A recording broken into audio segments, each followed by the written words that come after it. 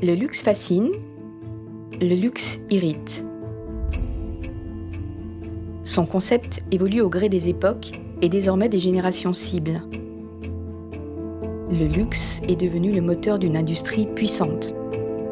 Ses méthodes, ses tendances, je les vis de l'intérieur, parce que c'est mon métier. Bienvenue sur le podcast L'Horloge à l'heure du luxe.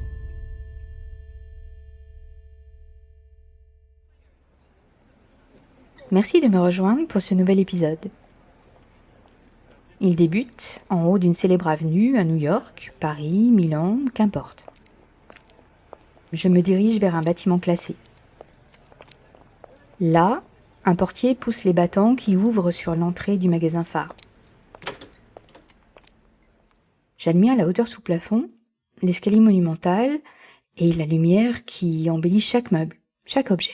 « Puis-je vous être utile, madame ?» me demande un jeune homme affable. « Oui, bien volontiers. Racontez-moi une histoire. » Mais depuis quand faut-il qu'une marque de prestige soit en verve pour séduire un client ? Bien depuis les années 80. Dès lors, luxe et storytelling ne se sont plus quittés. Les décennies passent, on les dit fâchés, puis réconciliés, puis éloignés de nouveau. Des concepts émergent, le story making, le story living, but the storytelling is not dead. Parce qu'une marque a toujours besoin de créer de l'émotion, de toucher au cœur, de donner du relief à son image, de générer de la visibilité, tout ça pour attirer de nouveaux clients, mais surtout, les fidéliser. Comment fait-on cela en pratique ? On conçoit un récit. C'est là que je distille la petite note poétique de circonstance afin d'adoucir mon propos. Pour l'occasion, il s'agit d'une œuvre du poète et artiste audiovisuel Wakaman. Elle s'intitule « Bla bla bla ». C'est complètement de circonstance.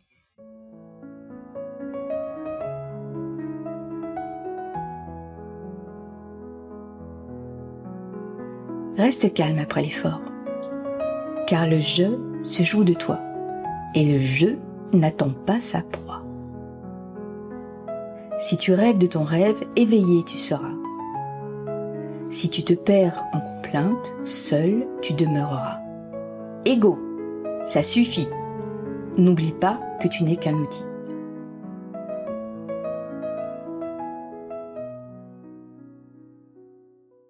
Dans la boîte à outils du marketing, le storytelling a pris une place considérable. Vous connaissez par cœur celui des marques comme Red Bull et Apple. Et si vous connaissez aussi bien ces marques, c'est parce que le storytelling qu'elles développent, en continu, fonctionne de façon magistrale. Une vraie masterclass. Mais remettons les choses un peu en perspective. Red Bull est une boisson énergisante.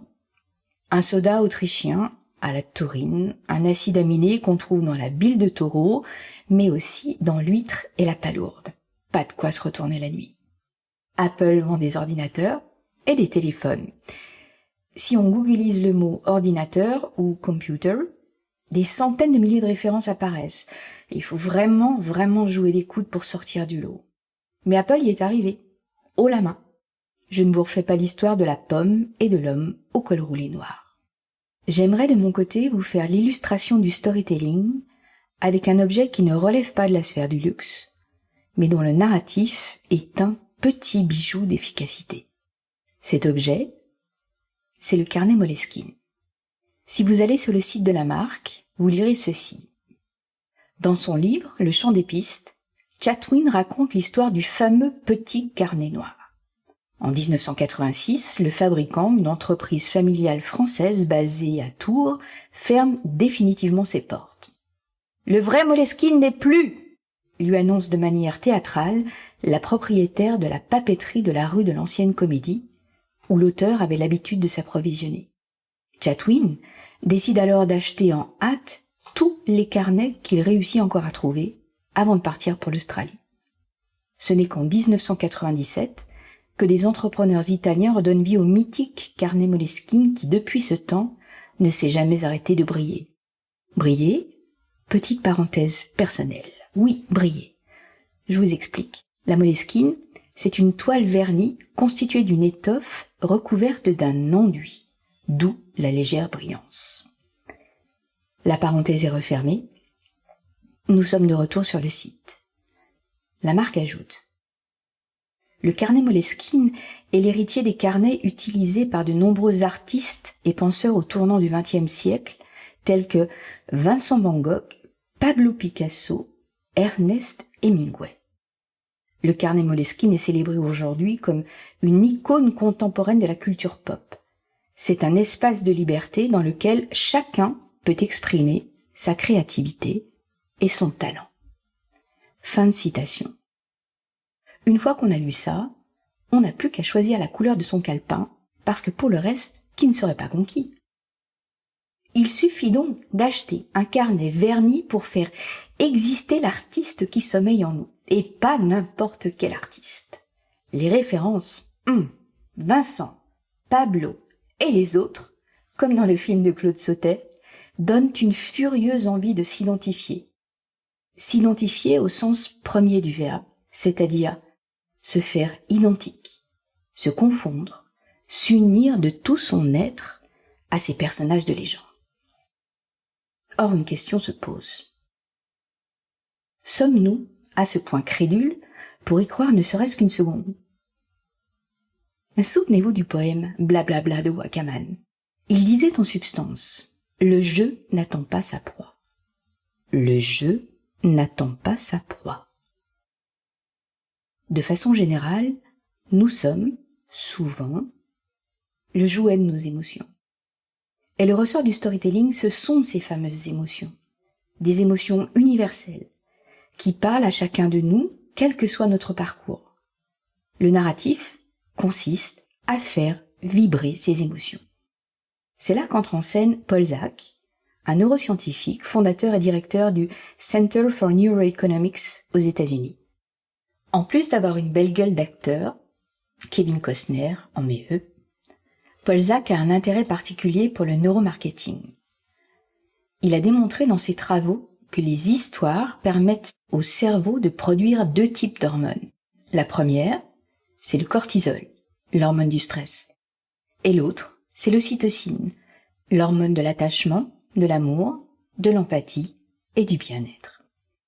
Il n'y a vraiment rien d'abstrait là-dedans, bien au contraire. On est au plus près du quotidien de tout un chacun.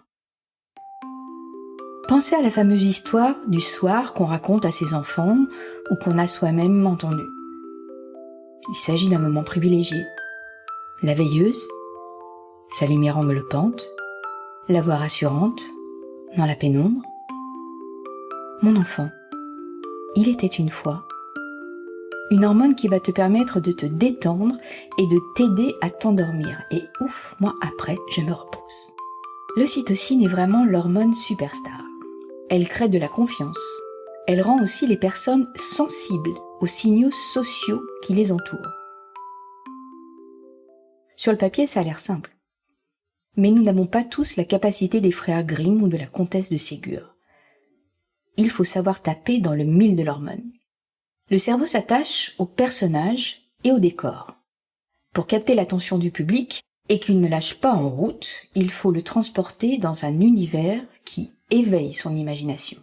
Ça, c'est la base. Et puis on se doute bien que le service marketing d'une marque n'a pas toute la vie devant lui. Il doit créer un univers qui aide le public à comprendre rapidement une idée. Si le scénario est bien ficelé, et si la mise en scène est réussie, la connexion est établie avec le public, sans que le cerveau ait à fournir un énorme effort cognitif. On ne voudrait surtout pas le fatiguer. Le bon narratif, c'est donc l'histoire qui titille notre capitale attention au point qu'il ne veut plus la lâcher. J'ai été invitée à un moment de ma carrière à être experte intervenante dans une haute école de gestion qui préparait les futurs cadres des empires du luxe. Je garde un souvenir formidable de cette expérience, un souvenir très fort. Et je suis même toujours en contact avec certains élèves, parfois ils m'envoient un petit mot pour me solliciter ou juste pour me dire ce qu'ils sont devenus. Au-delà de leur enthousiasme, ces élèves formaient une classe passionnante, parce que pleine de diversité.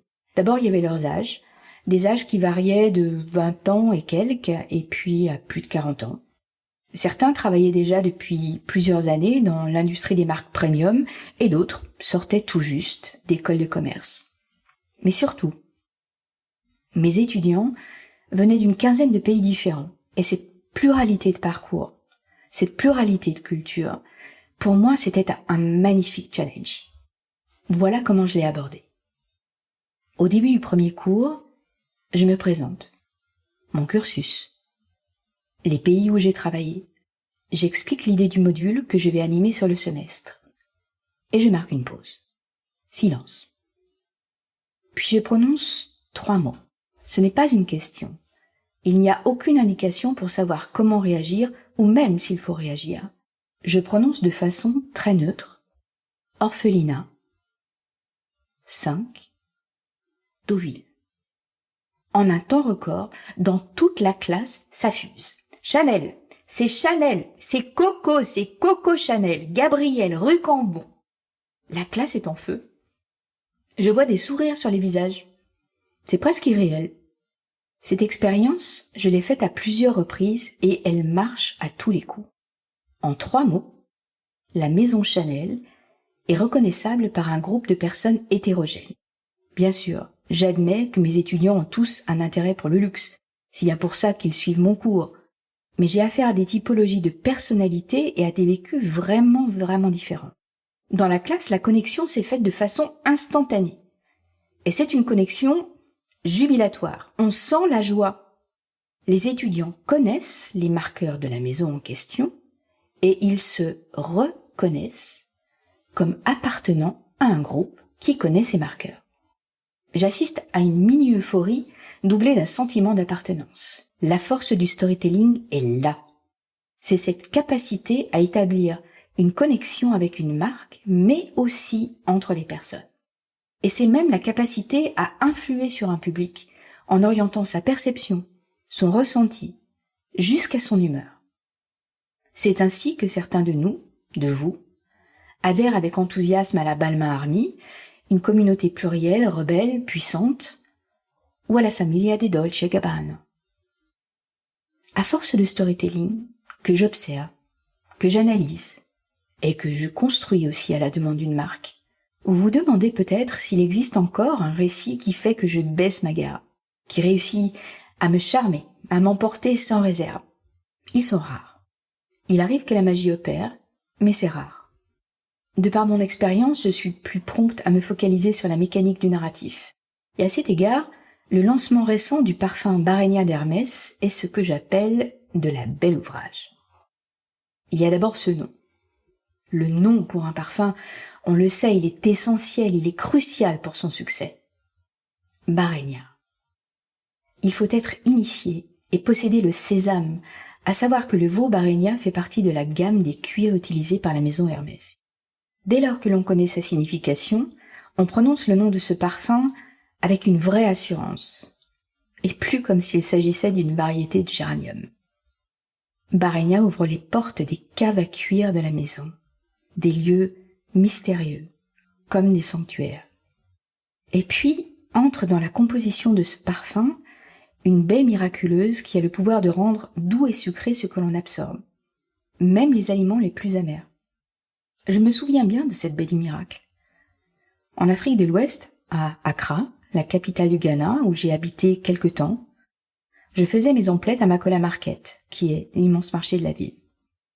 Un vendeur de gombo et d'igname m'avait fait goûter ce petit fruit rouge. Il contient une molécule qui, au contact des papilles de la langue, modifie de façon prodigieuse les perceptions gustatives. C'est vraiment étonnant. Dans la composition de la nouvelle fragrance de la maison, un chypre aux notes de chêne, de patchouli et de lys papillon, la baie du miracle fait figure de consécration. Une nébulisation de Barenia vaporisée sur les points de pulsation du corps, nuque, poignet, creux des coudes, et l'on pénètre dans le sein des seins du luxe. Hermès. J'ai l'air d'être sous le charme, non? Je crois bien que je le suis. Et vous? Vous venez d'écouter un épisode de l'horloge à l'heure du luxe. On se retrouve très vite pour la prochaine thématique qui donne le ton du moment. Si vous avez aimé cet épisode, n'hésitez pas à en parler et à le noter sur Spotify et Apple Podcast. Un 5 étoiles, oui, pour être à l'heure du luxe. Donnez-moi de vos nouvelles sur le compte Instagram, l'Horloge Podcast. À bientôt!